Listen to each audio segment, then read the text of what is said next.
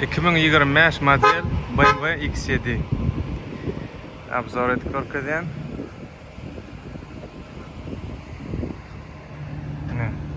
2025 model BMW X7 X-Drive 40i. Motor 3 litr geliyor, benzin, полноприводный. At gücü 380 mil at gücü, 520 Nm kurtarışı moment. Inni öngünü aydamızda National Real Frustal'ın fara geliyor. Adaptivni LED geliyor şu. BMW. Основной фара на асагына. İki linzalı. Önüne parktronika geliyor. Radar, kamera 360 ve şu görüyorsunuz M aerodinamический кузов. Yine şu M aerodinamический кузов. Neme geliyor? M диска geliyor, M supporta, тормозное. Onun M rule, M railingi ve seat belt. Ремень безопасности, M потолок, Alcantara yadır görkezecek. Ne önüne общий dizayn şeyle, önüne radyatörün решеткасы глянцевый geliyor, kara.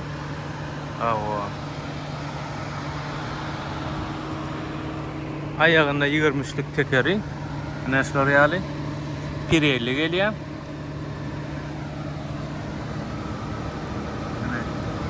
...275'e 35.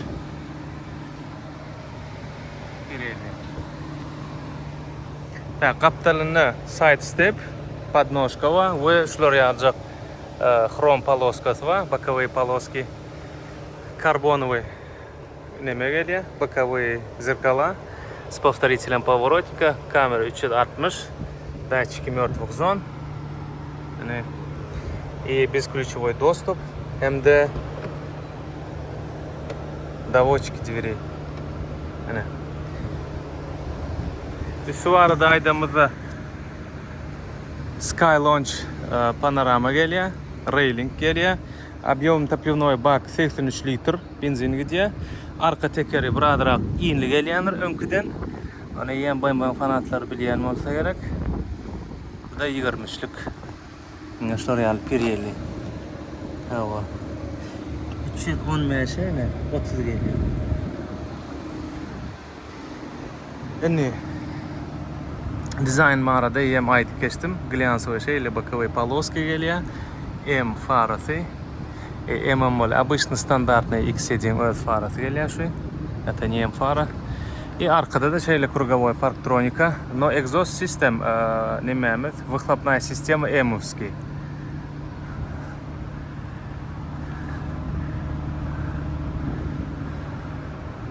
Спойлер со стоп-сигналом. Так, bizde kick sensor var. Yani с движения ногой открывает задний багажный дверь. С ayrıtın aşağı ayrıtın açılıyor yani.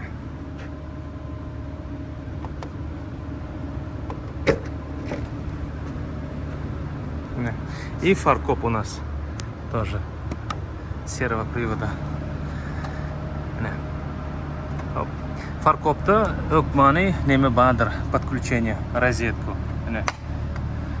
Bu da 750 kilodan 3500 kiloçelini buksir edip oluyor towing. Так, ödünün komplektinde kovrik geliyor, trapçının kovrikleri ve bu da ne? Ладанки, headrest, подушкалары. И berde de ne? Daha da geliyor. Ambient air, освежитель воздух. Şimdi o bardağın içine koyulan yer var, oturuyor, ona kondisionerin üstünden şeyle освежитель iyisi geliyor. Kitapları standart.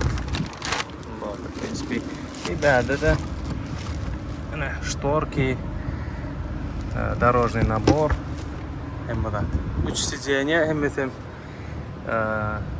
elektrikli yatırma kaldırmaları как положено. Так, yapacağız. Şimdi salonu. Arka sediyelerimiz elektrikli, beyaz zanaveskamız var. Akustika Bowers Wilkins. hem halka değişmeyeli sicen yani elektriski remen M meşhur yani. Bu da ne şeyle knopka basma arkalı diyet yani bu da 3. sicen yani opsi 7 adamlık afterload yani arka 3. riyad için ödemesi var şöyle logo var 5 zonalı klimat kontrol geliyor Alcantara yukarımızda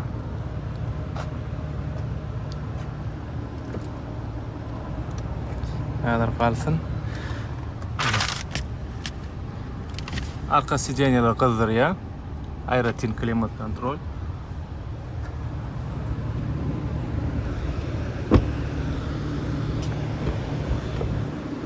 Даже штайлер, надо не хрусталь гелиана.